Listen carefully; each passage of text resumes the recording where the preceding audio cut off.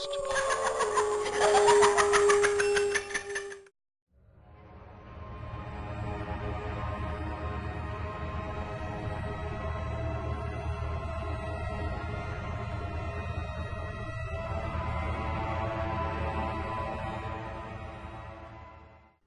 Good evening, everyone. Tonight's stories come from the submitter who wished to remain anonymous. The submissions are told to him by the grandfather and take place during their life in Mexico. So without any further ado, let's begin.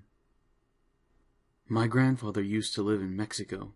His home was located on a small farm on the outskirts near the village he had worked.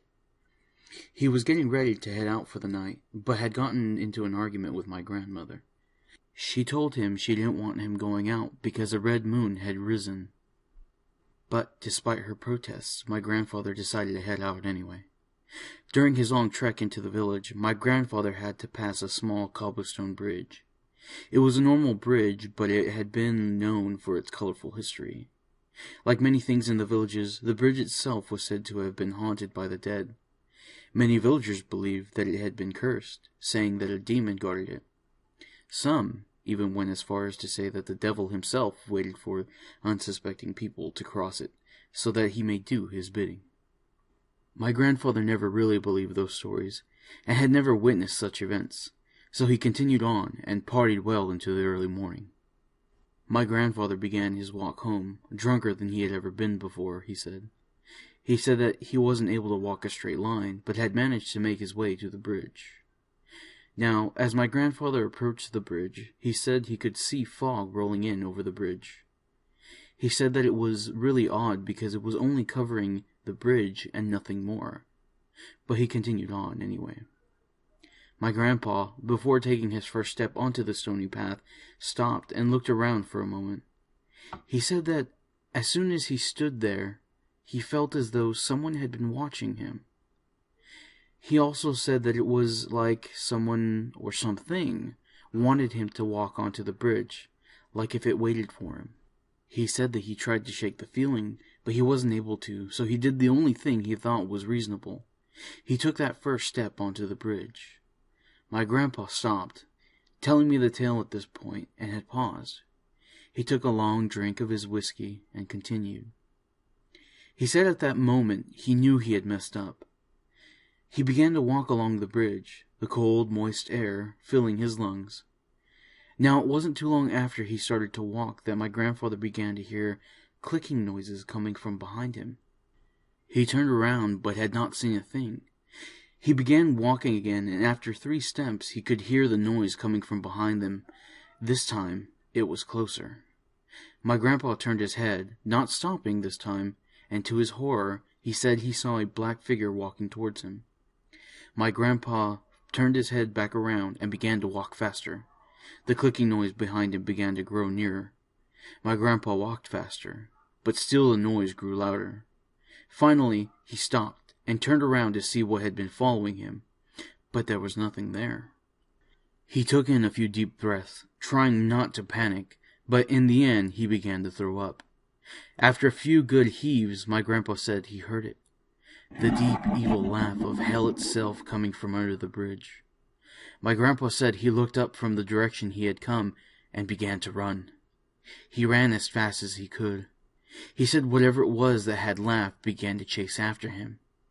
He said that he could feel the searing heat of the creature's breath on his neck, and that it tried its hardest to stop him. After just a few seconds, my grandpa finally made it to the other end of the bridge. As he crossed the bridge, he said that he ran into a buddy of his who had been riding around on his horse. My grandpa's buddy screamed at him to jump on and to hurry up and to get onto the back of the horse.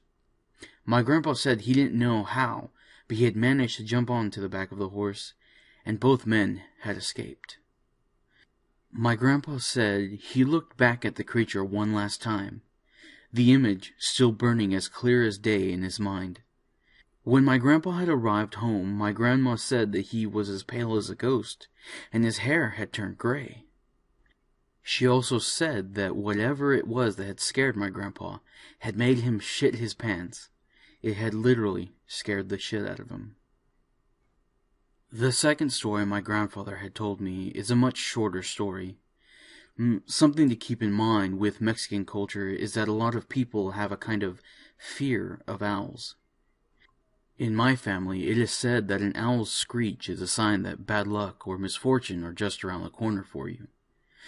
Well, this story takes place a few years after the bridge incident. My grandpa said that he and his buddies had made a lot of money from their farm that year since it had been an amazing harvest. So they decided to have a campout. Now during the campout, the men had made a large fire pit and had kept it blazing for hours. During the celebration, one of my grandpa's pals went over to the woodpile to grab some grapevine when he spotted an owl standing on the pile. He said that the beast stared down at him, almost daring him to walk over to it. He stood there frozen for some time, and it wasn't until the fire started to go down that my grandpa noticed him. The men walked over to their buddy, and they too spotted the large white owl. My grandpa said that the creature was as tall as a man, and its eyes had an orange-red glow to them. The men talked amongst themselves, wondering what they should do.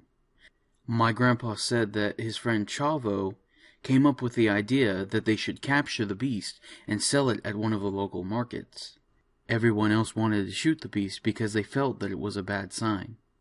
My grandpa said that Chavo never really cared about old wives' tales, and so with his mind made up, he picked up a slingshot from my grandpa's house, and with one shot managed to knock the bird unconscious. Chavo had tied up the bird by one of its legs and hung it near a tree by the fire pit. The bird came to not too long after, but instead of fighting off the rope, it just waited there, quietly watching the men as they drank. It was nearly sunrise when my grandpa and the other men had woke to the sounds of a woman's laughter. My grandpa said that as he looked around, he could not see my grandma or any of the girls near the house. My grandpa looked to the tree where the owl had been left, but to his amazement, the bird was no longer there. No, instead of a giant white bird, what he described as a beautiful woman hung from her foot, laughing at the men. Her eyes, black as night, looked deep into his.